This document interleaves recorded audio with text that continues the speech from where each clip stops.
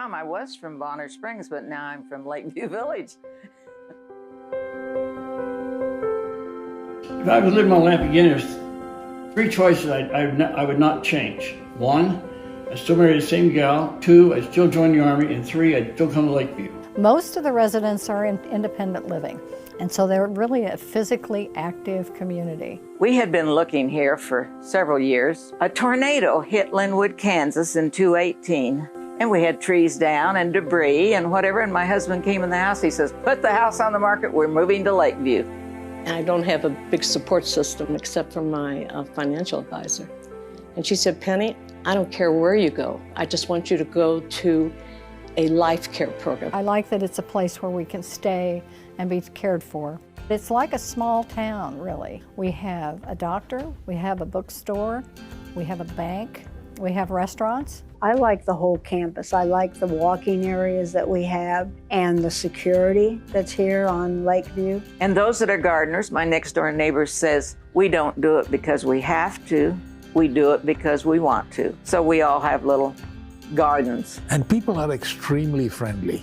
The people are so awesome, and the different backgrounds that they have are really, really interesting. They have art, music, writing, poetry, and prose, card-playing clubs, exercise groups, there's a swimming pool. I mean, there are people that go from one class to another class to another class because there's so much going on there. Lakeview launders are linen, no bed sheet, bedspread, towels to wash. The guys are out plowing the road first thing in the morning. You don't have to shovel the driveway, don't have to do this, don't have to do that.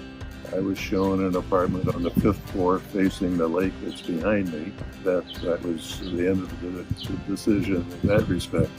The tower had my living, and it had my studio, it had the restaurant, it had the workout space. It has 2 bedrooms, 2 bathrooms, living room, dining room, full kitchen, pantry, a study, 2-car garage. That would be perfect. When I came, I was 75. I thought, I don't know. I'm too young. And I was comfortable like the first month. I've been at Lakeview Village 5 years. We came to Lakeview Village when we were 70. I thought it was a little early for us to come here. But after about 6 months, I realized, no, you need to come to Lakeview as quick as you can because there's so much stuff to do here. There's more things to do here than you got time to do. There are volunteer opportunities for everyone, and then it is like a village. It truly is like a village. I always, when I walk around, it's like it has that small town feel to it, like my hometown where I was born. And I love that feeling.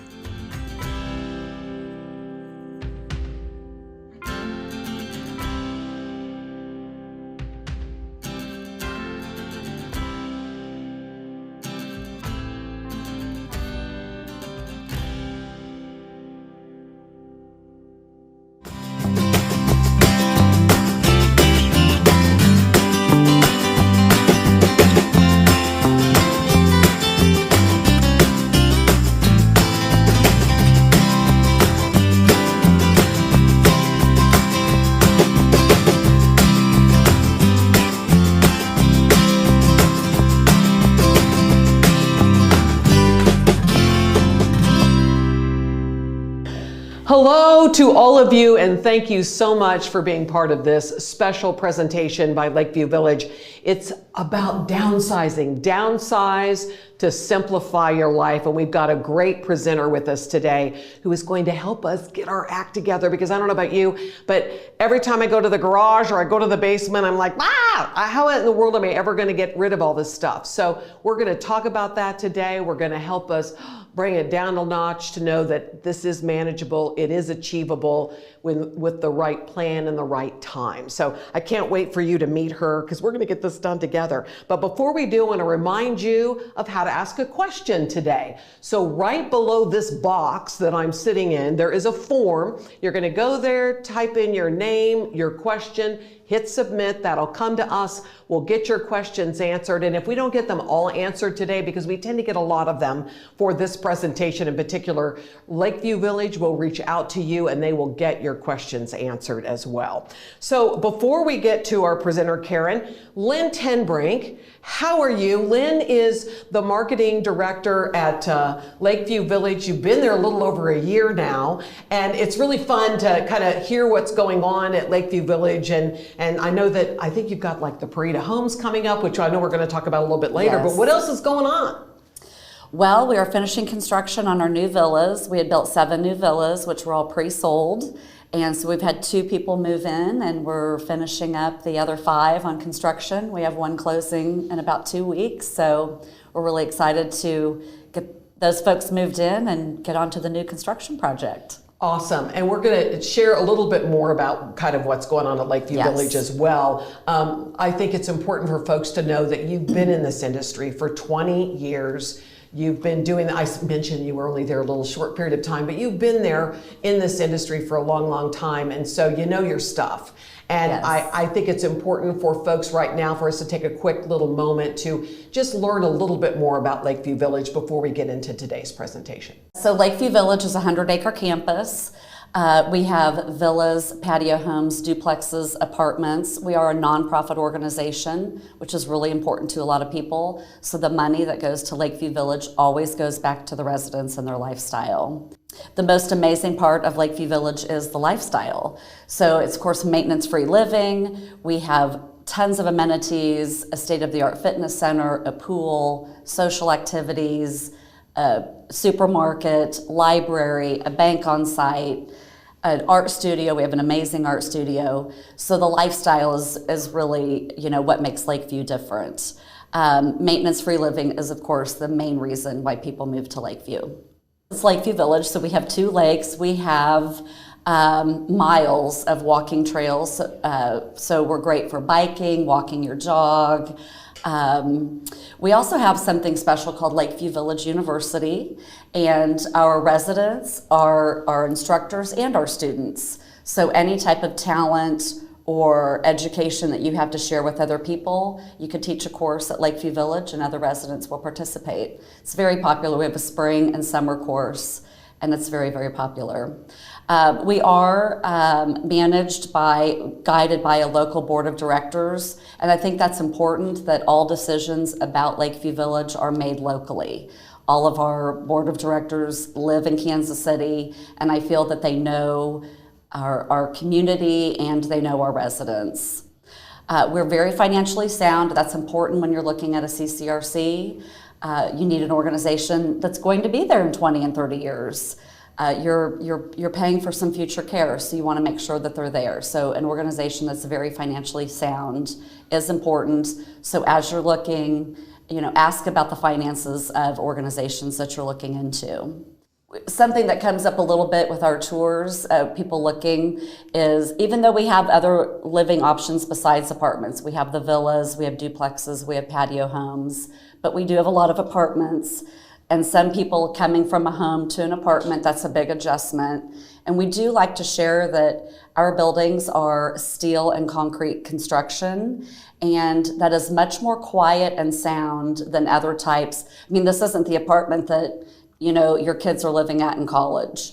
They're very quiet. You don't hear people walking around. You don't hear people's television. So I want people to feel a little bit better about that if they're looking into apartment living. If you would ever need it in the future, we do have state-of-the-art inpatient and outpatient therapy and rehab. That's there on campus if you would ever need it, and long-term care. And so when you meet with us, we'll talk about how all of that comes together.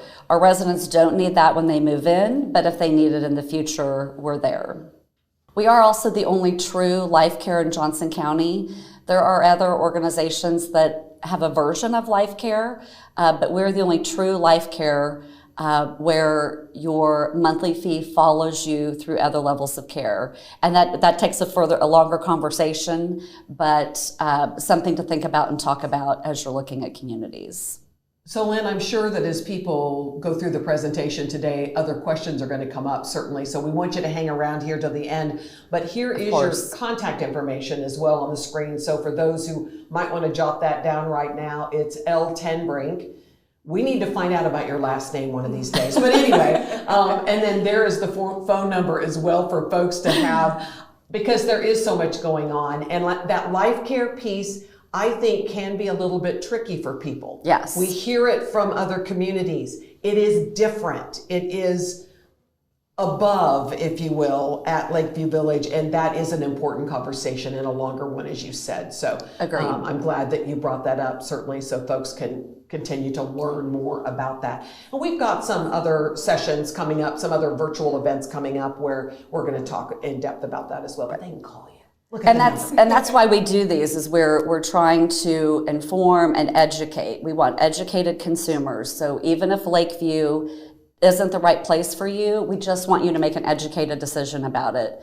So find out about other communities, as we encourage you to find out about other communities, because you'll vividly see how Lakeview is different. Yeah. And so, but we'll help you with all that education to make the decision that's right for you. I love that about you guys. You're very open about, we just want to help. Right. If this isn't the right fit, it's not the right fit, but we just want to help. So that is awesome. All right, well, we are going to talk to Karen Swart now, and I have a special place in my heart for organizing, etc.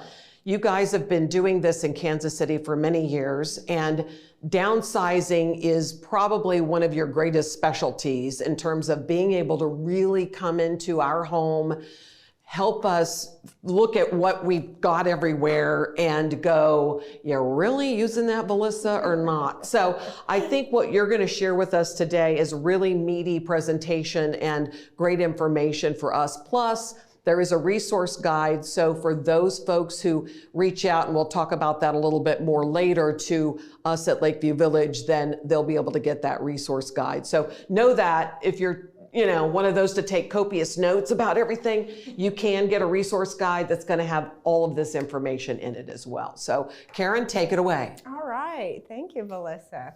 So here is our main question of the day. How to fit a lifetime of things into a smaller space.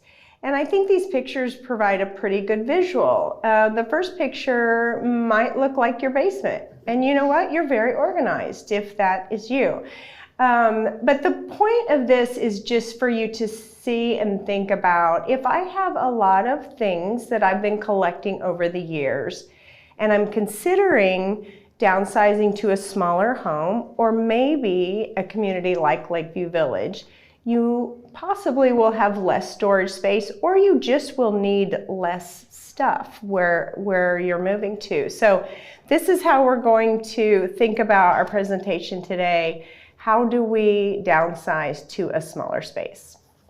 So a project like this might make you feel a lot of different ways. I hope you're feeling excited. Because this is a new chapter in your life. You're going to be able to do new things and different things because you're going to unload all of this extra stuff that you no longer need or use.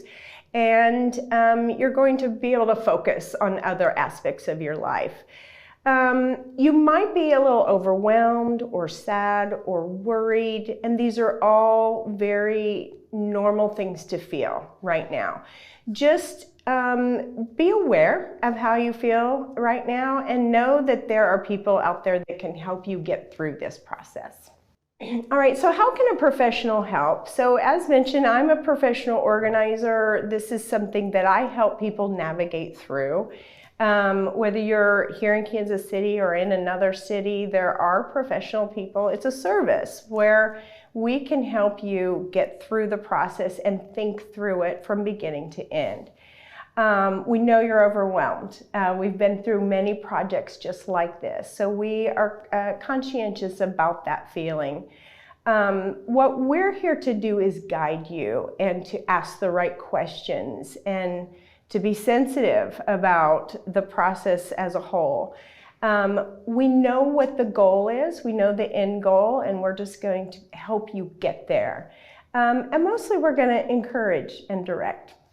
I love that you mentioned that, Karen, because I do think that sometimes people don't understand. They just think you're going to come in and go, get rid of that, get rid of that, get rid of that, rather than you have this real system and process of working with individuals to help us determine what we do with all of those things. And being that guide, because it can be really emotional. You open up a box and you're like, oh my gosh, I don't want to get rid of all that. So I that's why I pause for a minute, because I just really want folks to know this is not just a whoosh, whoosh, whoosh, whoosh, whoosh. Absolutely. This is a thoughtful process. Absolutely. I have people ask me a lot of times, how do you get people to get rid of things? And my answer is, I don't get people to do anything. It's just they decide, but I'm just there to kind of help them think through it. And ask questions.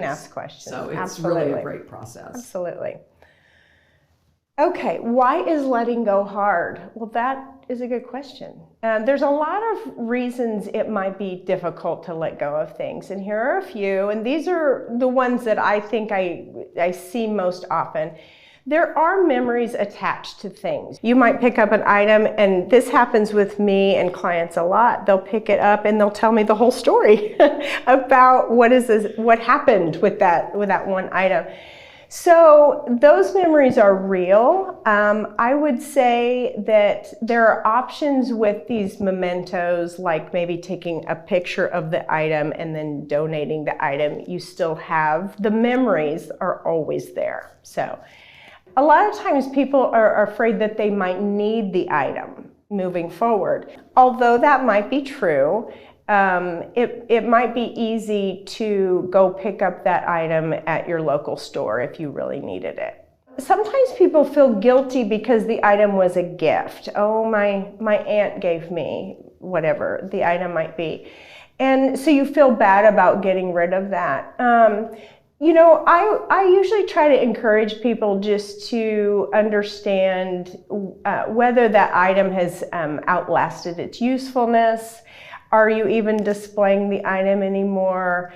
And it's probable that your loved ones are not going to feel bad if you had to get rid of it because you are downsizing. I spent a lot of money on an item. I hear this a lot. And the thing you have to remember about purchasing items, when you decide to buy something, no matter what the cost is, you made that decision in that moment, and it is a sunk cost. So I have a good personal example of this. When I was working professionally a long time ago, I was in sales, and I bought, it was in the 90s, it was a coat dress. Do you remember those? Oh, yeah. And it was red, and I spent, at the time, what I thought was an enormous amount of money on that dress. And I wore it and I loved it, and then eventually I got out of the workforce. I stayed home and raised my kids for a while. But that red coat dress hung in my closet for years. There it is. I just spent so much money on it. Eventually I got rid of the coat dress. I was not ever going to wear the 90s coat dress again, but it took me a while to get to that point. So just know, no matter how much money you spend on an item, that money is gone. And if it is still not useful to you, the fact that you spent a lot is irrelevant probably at this point. And it gave you pleasure in the moment that you spent the money on it. Absolutely. So, it's not lost money. It's just that it was a decision right then. It was very much appreciated, and time has passed. Absolutely, yes.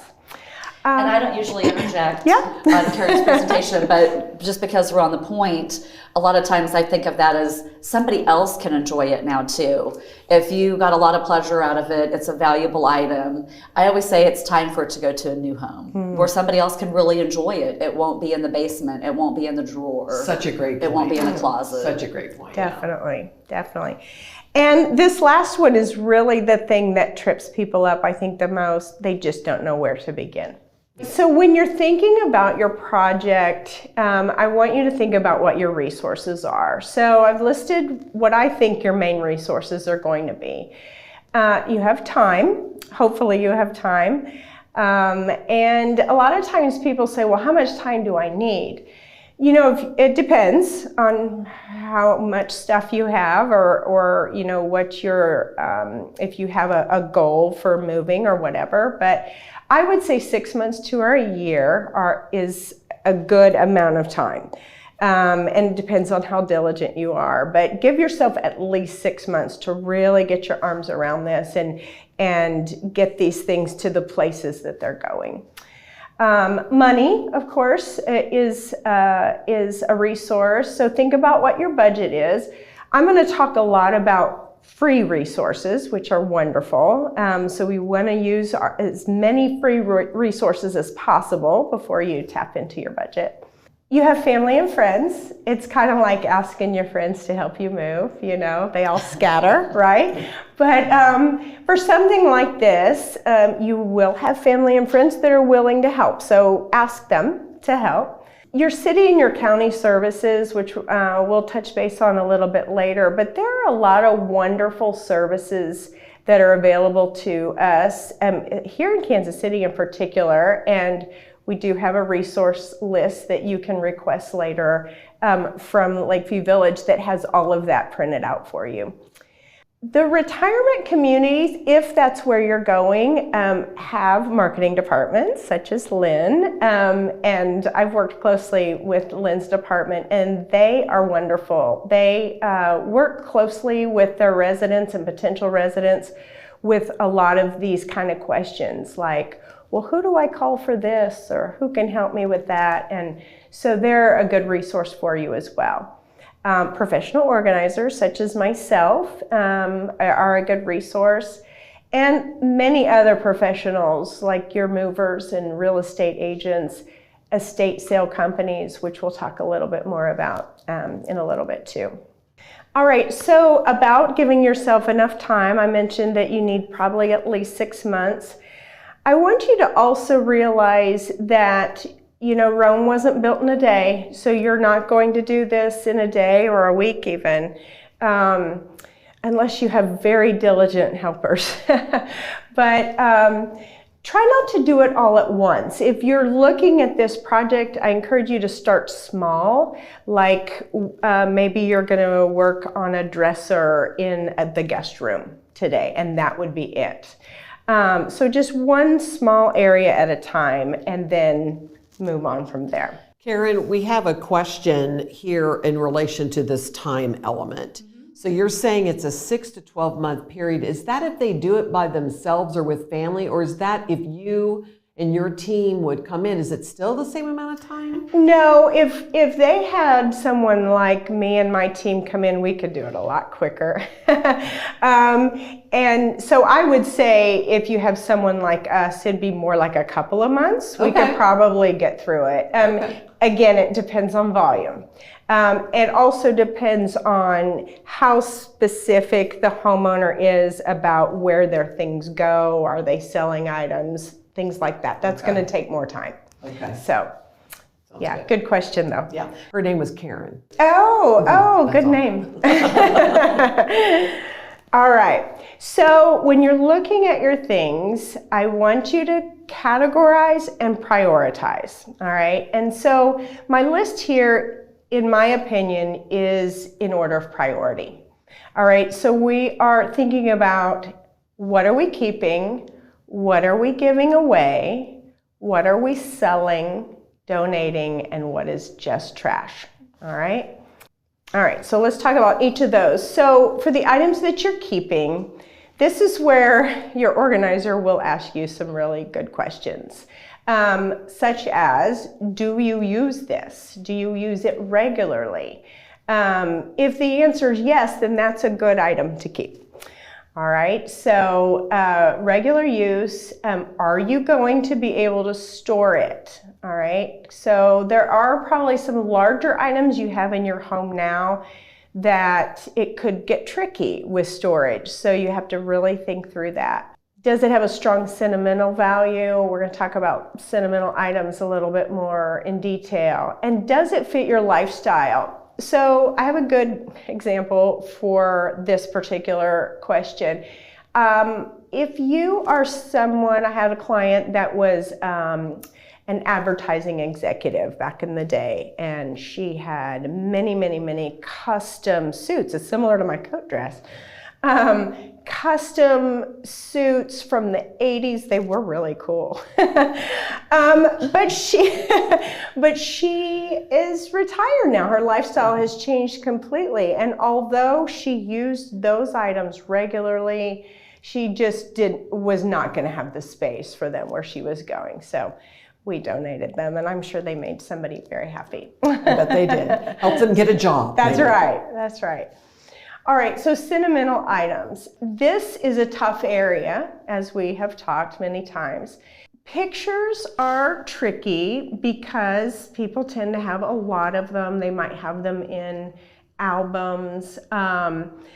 I really encourage people to consider getting them digitalized. There are a lot of services out there that will do that. I did this personally. I took all my kids' photos and took them to a service and had the photos digitalized so that they were stored forever and safe. They're safe from disaster and flood and whatever might happen.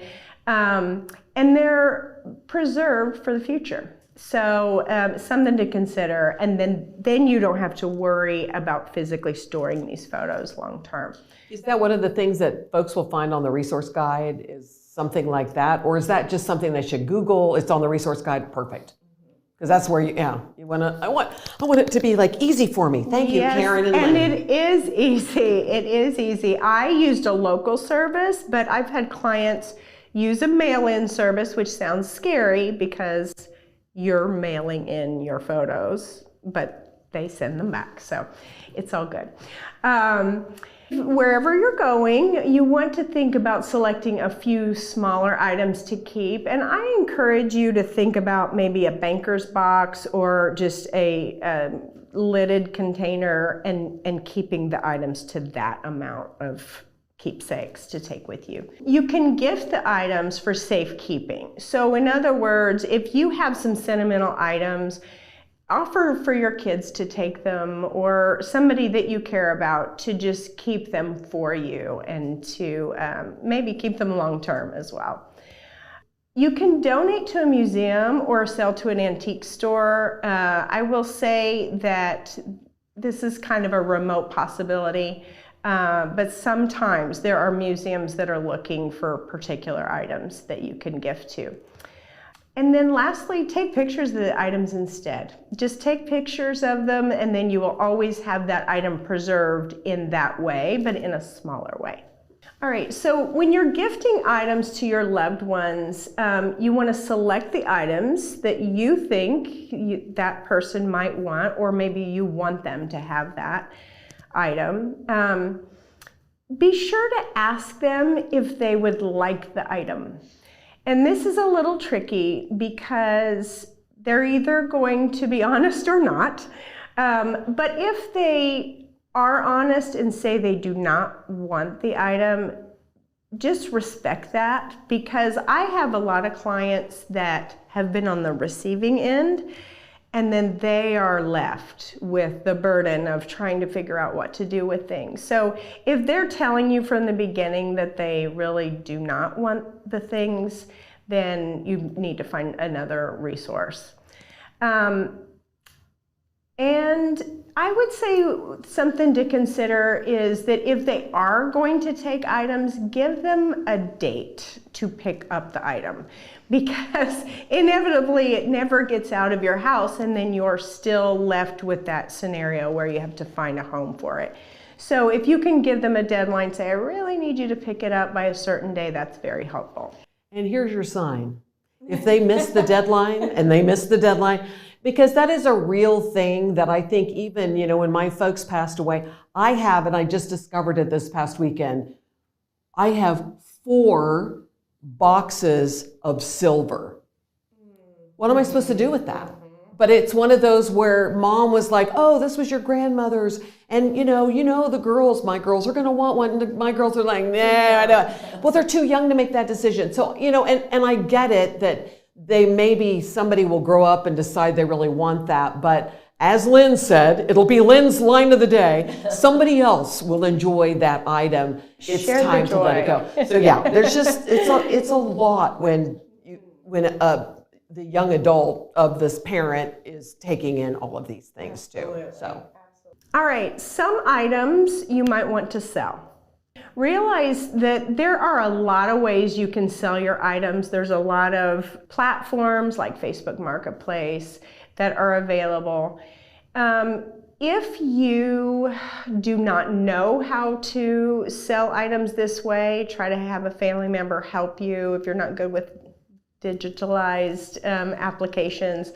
If you do have people come to the home to purchase things from you, safety is a really important thing to consider.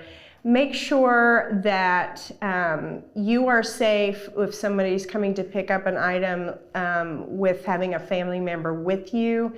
And I always encourage for you to have the transfer done in the garage or in the driveway. So that's just a little side note on that. You can consider an estate sale or a garage sale.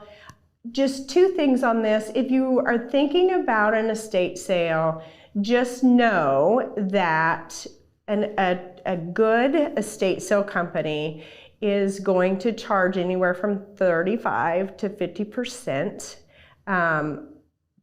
That is going to be their fee of the total sale. And to be honest, that is a fair amount to charge because a lot of work goes into estate sales.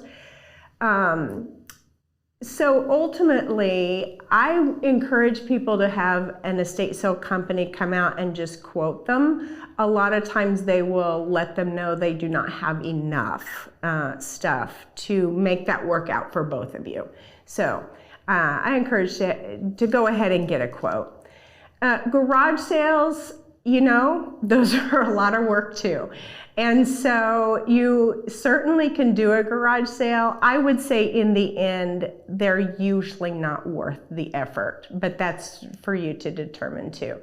Valuable items should be appraised, like jewelry and art. And there again, if you've got something really specific that you think is worth a lot, I would just seek out those professionals who can do that for you. And here's the line of the day. In general, your things will be more valuable to you than they are to anyone else. And that's different kinds of value. Sentimental value, you have the memories. So just remember that when you're physically selling it, it may not bring as much money as you would like for it to do for that reason. All right, here's some examples of some sellable items, and this is a current list. So this can change over time. For instance, I have a 26-year-old and she thinks vintage Pyrex is the coolest thing ever. And she's got a lot of it. So right now that's very hot, and if you have some, you could probably sell it. But the list, military items, jadeite dishes, antique toys and games, antique signage, albums, and I mean albums like, you know, records, the Beatles. Not all of them are worth something, but many, so that's something to look into, and comic books and action figures. All right, so here are some pictures of what could be sellable items. There's books, there's Hallmark ornaments. This last picture here, these are antique hood ornaments. And these are all true pictures of items that came from clients of mine. You know, books are not worth a lot typically unless they're antique. Those are very hot, but you can sell your books for a few pennies. And if you've got a lot of them, well, you might end up with a few dollars. Hallmark ornaments, I've had several clients that have had a lot of those. There are buyers for this, but the reality on something like that is they're only looking for certain ones. And so if you think that you're going to sell your entire allotment for a lot of money, chances are probably not. And hood ornaments, who knew? My client sold these for quite a bit of money. So the point is that you have to do your research and ask the right people whether they're worth anything. There are things that are difficult to sell, and some of this may or may not surprise you, but all your china, no matter how old it is, or stemware, collectible figurines, these things are not really sellable because the younger generations are not interested in them. They're also not interested in what I call brown furniture, like the picture there. No matter how well made, no matter how solid it is. And the reason is because the younger generations they're very mobile. They don't want to have to move it. They're more interested in experiences than things. And so they're just not ready or willing to invest in something like that. No, your Beanie Babies are not worth anything. That's a hard one. A lot of people have those thinking that they were going to be, but they're not. And upright pianos, and they're hard to get rid of too, the pianos. So, okay, how to let it go. Donate. And these are some of the questions that I would ask my clients. Have you used it currently? Have you used it in the last year? Will you have room for it? Is it sentimental? Or can someone keep it for you if it is? And as Lynn pointed out earlier, can someone else find use or joy from it? And that's really important. Let's pass it forward, honestly.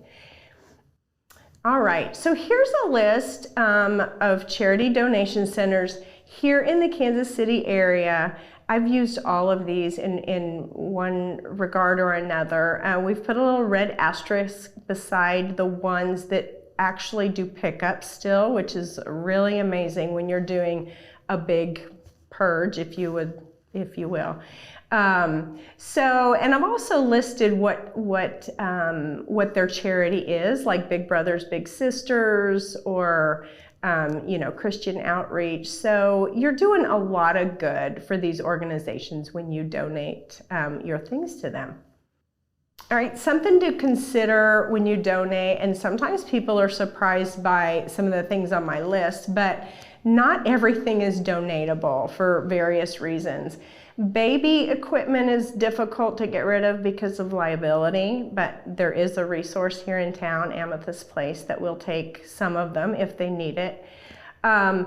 Similar to the heavy brown furniture I just talked about, TV armoires you cannot donate them because the charities cannot sell them because we don't use TVs that way anymore. We hang them on the wall or we sit them on a table. So they're difficult. And I have had just to have a junk person come get them because they're just, I know, it's kind of sad. Mattresses are difficult to get rid of. So you can look through this list, but just know that especially if you're going to have a donation pickup, they will not take all of this stuff if you put it out, just because you put it out. So know what they're willing to take. All right, we'll talk a little bit about paper. Paper's so boring. We hate it, and everybody has it.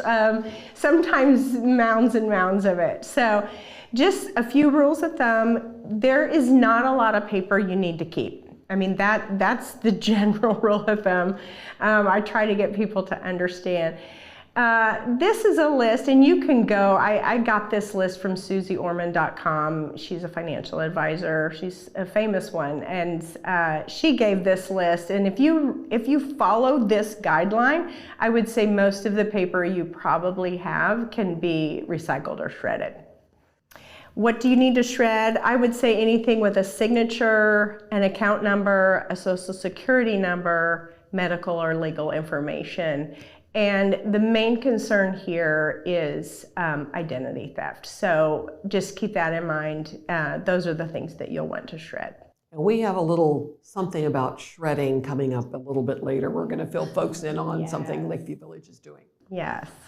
So free services that are available in our area here in Kansas City, of course, the donation centers that I've already talked about. Many of your local cities have, like Prairie Village and Leawood, they might have annual city events where they have large trash pickups. So just check out your city's websites. I'm sure that they will have those listed there.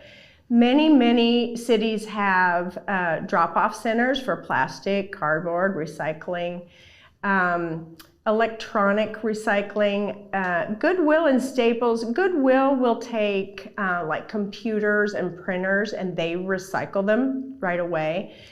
Staples will take smaller items like cell phones and they have deposit receptacles in their store. So hazardous waste recycling, paints, chemicals, light bulbs, batteries. I know in Johnson County you can make an appointment to drop those off. There are some other cities around that do the same thing. That all of those particular cities are on our resource list that you can request. And I love including this because I think it's so important. One of the recycle centers in Overland Park, it's on Hardy Street, you can get free moving boxes. It's amazing. So make sure you check that out. All right, and I'm just gonna finish with this last statement. Downsizing your home will take time. Give yourself grace and definitely extra time. Know that there are people and services to help you. Seek them out and ask questions. Try to approach this project as an adventure. It is a new and exciting chapter in your life, and I wish you all the best.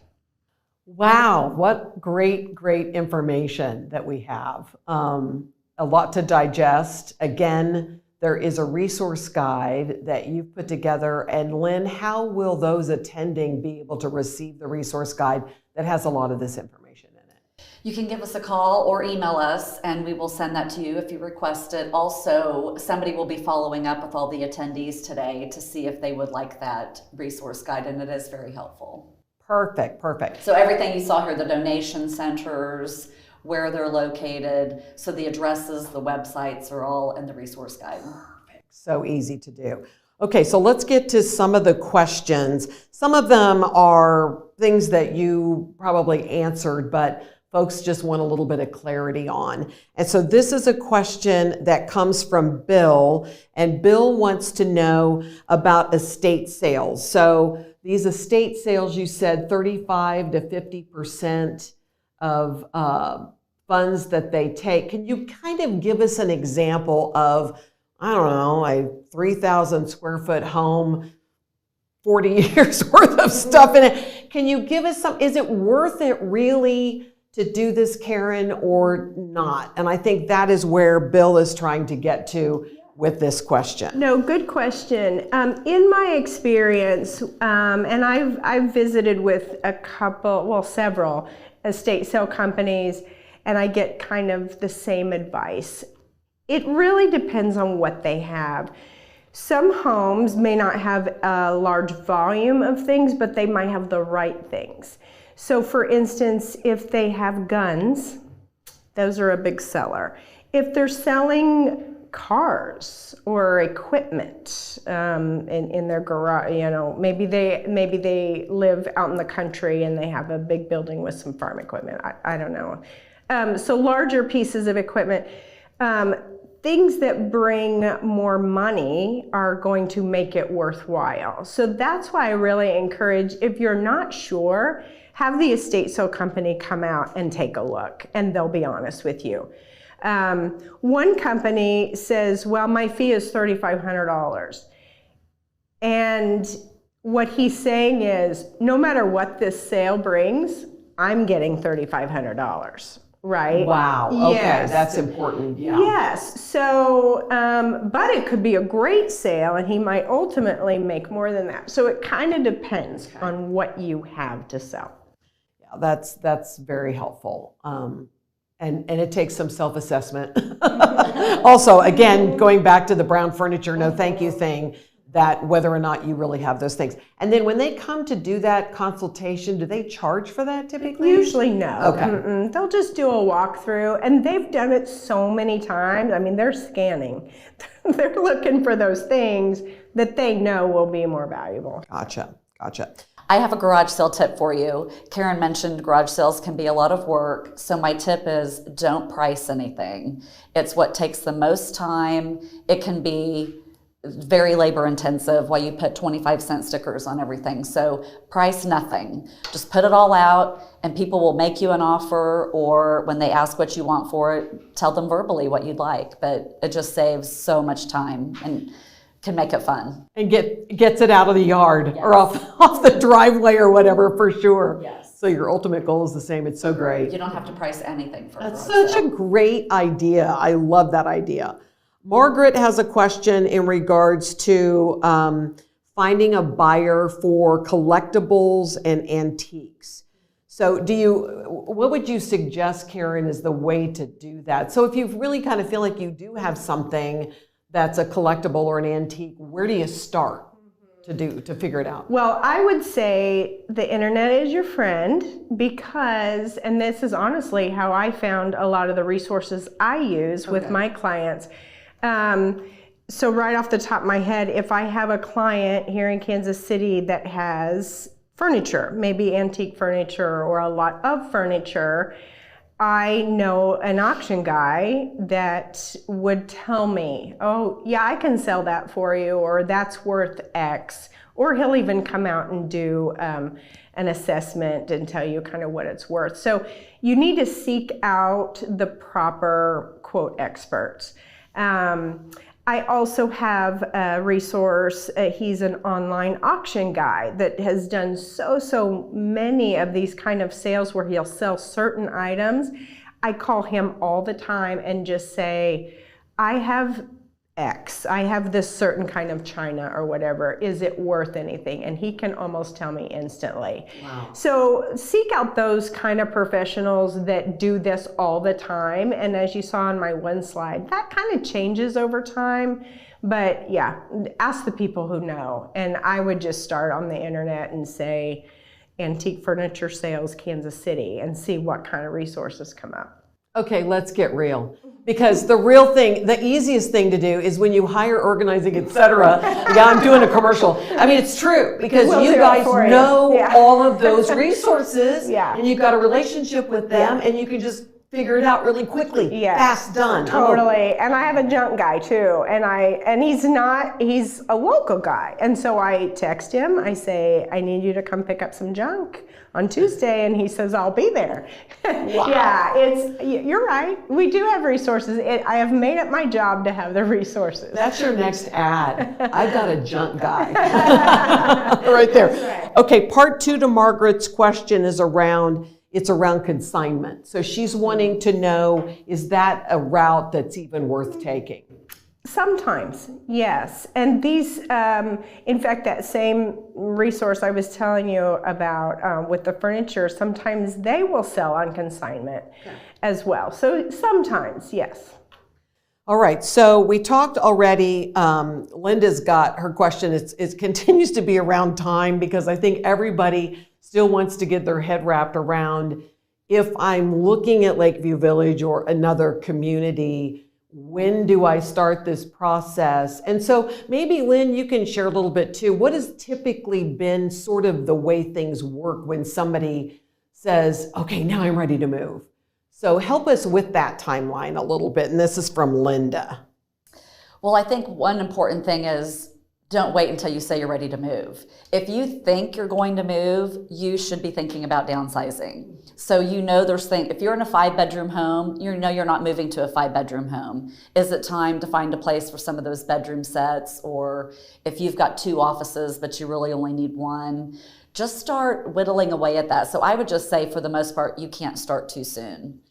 And if you're going to do it alone, it really is going to take you 6 to 12 months. When you think about every closet, every drawer.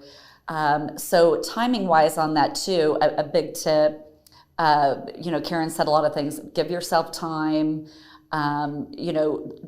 Rome wasn't built in a day. And part of this is don't just keep moving things around. We've talked about this too. They've got their donation pile as their entire basement.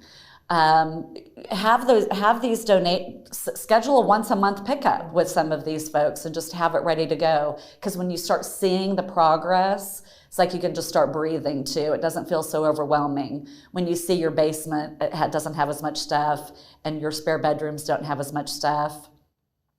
So, go at once every other week to the donation center. Don't feel like everything's all at one time. Give your kids I have a box of stuff for you to look through. This is yours. Keep it or throw it away. But you know that it's out of your house. We said too, and when we were talking about getting this event together, I talked about everybody's got those huge trash cans that they're wheeling to the end of their driveway, a recycle and a trash can. And if those are not overflowing every week, you are not downsizing. So those need to be filled to the brim every week. When it's not full, get in the house and you've got shoe boxes or something that can go in there. Well, you're right. I mean, and if you do it a little bit at a time, eat the elephant just one bite at a time, then it doesn't feel so difficult when it comes right down to it. But when you start to see the progress, it kind of just it does. It feels really good, and it motivates you to do more. Okay, so Carolyn's question is around, which we really kind of already covered, was which organizations will pick up donations from your home. That will be in the guide, right, that folks will get from Lynn. So Carolyn, sorry, I'm gonna skip that one. And then Ken asked, what can be donated versus thrown away, which we also talked about quite a bit in this. But I do think that there is something to be said, though, about what we donate isn't necessarily something that the folks receiving those items, they might end up throwing it away anyway. So saving them a step, because I think lovely suits or that great red dress, you can see that somebody might want that, but my husband's radio old t-shirts, no, I don't think so. So I think there is some simplicity of things isn't that, would you say, am I saying that correctly, Karen? Yeah, definitely. You're talking about in terms of like offering it to... Yeah, so donating versus throwing it away is what Kenneth is asking. It's interesting because, and I have one particular thrift store not far from my house. I mean, I go to the back of the building and I back up my car. And we are on a first name basis back there. But I have seen, and there's a point to this, like with the ratty t-shirts, you think, should I donate them? But they get a lot of that kind of stuff, and they actually take them and they pack them up really tight in these cubes and they ship them up. I don't know where they're going, but I think they're going to be shredded and turned into stuffing so it's interesting, even stuff that the thrift stores don't want to sell or can't sell, they find a way to recycle it too. So if you're not sure, go ahead and donate. And that feels better because it feels more environmentally appropriate too than just throwing it in a dumpster. Yes. I mean, or in what am I trying to say? A dump. Yeah, the dump. The dump. The dump. The dump. Right, exactly. That's what I was trying to say. I think the thing to think about too is through the whole process, if you think about how much you've donated, how much you've given away, how much you've recycled. I mean, did you give somebody something of value that they're going to enjoy? So they got joy and they didn't have to pay for it. You're donating to organizations that the money is going back to the organization and then recycling. So if you focus on those things and not just what you're throwing away, you're going to throw a lot away. And your throwaway pile is going to be as big as the other piles. But if you focus on the good things, that you had 3 piles that were donated, recycled, or given away, just your one pile was thrown away. Right, no, that's true. No, and if you don't believe us about keep donating things, even those dresses that maybe you have from the 60s or 70s or 80s or whatever, I mean, if you've gone to Savers, those young people are like, this is is an amazing, they find things in there that they love, and they kind of mix and match differently than we did back then. But anyway, it's just fun. My daughters love to go in there, and people are having joy looking through all of those things. The 80s stuff is all vintage cool now. It is all vintage cool now, for sure. Okay, Virginia is asking us about the museum piece that we talked a little bit about earlier. How do you go about doing that?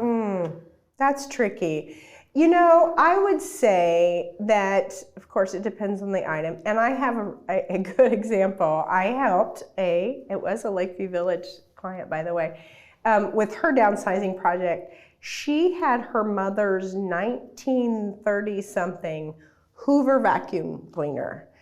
And she was just really concerned about that going somewhere. Of course, it doesn't work anymore.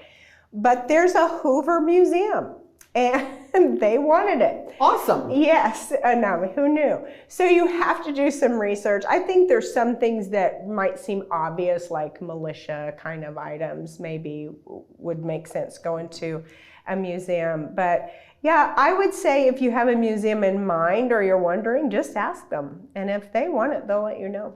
Awesome.